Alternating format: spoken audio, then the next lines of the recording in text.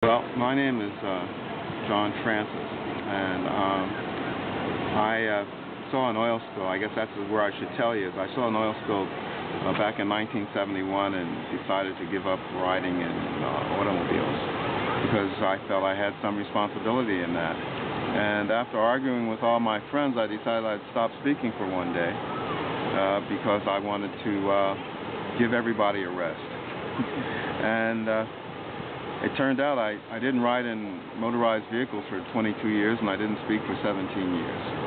And that's because I just learned things along the way. I learned things on the journey, and we all have that journey that I think is inside of us, and we just need to discover that. For me, I walked across the United States, and as I walked, I went to school and finally graduated with a PhD in Environmental Studies and Land Resources from the University of Wisconsin in Madison.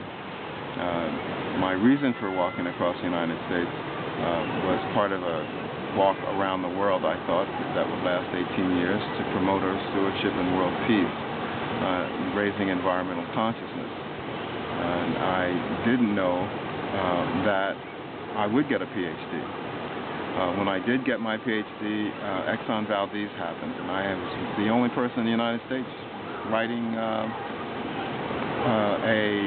doctoral dissertation on oil spills and how we determine the cost. Although I didn't speak and the Coast Guard called, I guess I couldn't answer, but a few years later on Earth Day, 1990, 20th anniversary of Earth Day, I started speaking again. And that began another part of my life.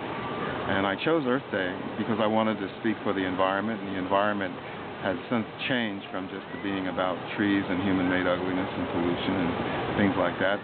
But now it really took in all human activities, and human rights and civil rights and economic equity and social justice issues that really the bottom line of which is how we treat each other when we meet each other.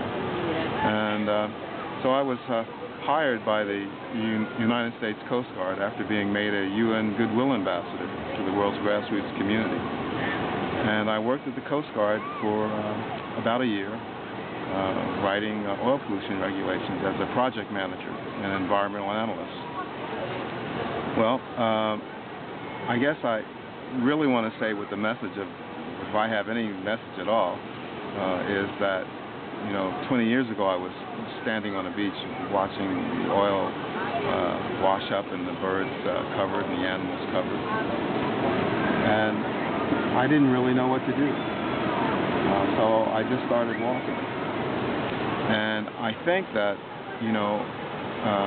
I had no idea that 20 years later I would be in Washington, D.C., with a PhD and an expert in oil spills, really writing policy and making policy for the United States government and for all of us. That was a surprise to me. And I think we all have journeys like that within ourselves to make a difference, and that we just need to take the first step on that journey and let it be led from our hearts. Now, we all have different journeys from our hearts, and some of them are different than what we feel are our journeys. But we really don't know what the future is, and we don't know if we're really right on our own journey. We're right for ourselves. So I guess the thing to do is to approach each other with respect and humility, because, we may be wrong. Tell me, what was it like? What did it do to you to be quiet that long? What was the personal transformation there? Well, there was and I'm not sure that I could just enumerate all the personal transformations that happened to me, but one of them was I realized when I stopped speaking that I hadn't been listening. Another one that I realized is that it takes two to argue.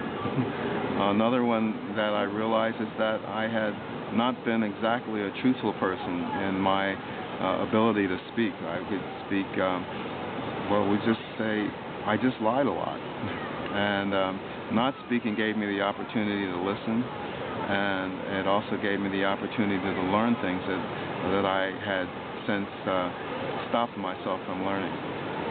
So I did write a book. It's called Planet Walker, How to Change Your World One Step at a Time. And I self-published that book. It's available on Amazon, and I'm just signing a contract today, actually, to option that book for a movie at Universal Studios. Okay, wonderful. Anything else that you recommend to people that don't want to take 20 years without silence, but any advice for what people in their journeys?